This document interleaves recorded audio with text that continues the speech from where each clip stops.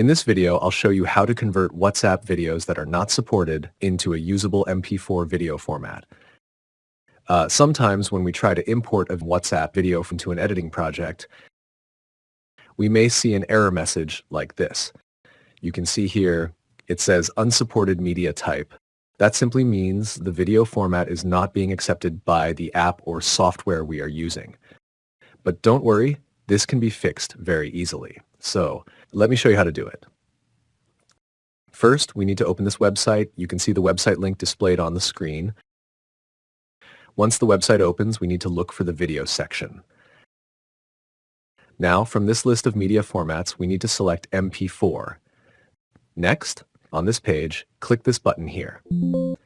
Now upload the unsupported media file from your computer. Wait for a few moments while the file uploads completely. The upload time may vary a little depending on the size of your video file. Once the upload is finished, click the Start button. Now the website will begin converting the media file, so just wait for the process to complete. After the conversion is done, you will see a download option. Click on it and download your converted media file. And that's it.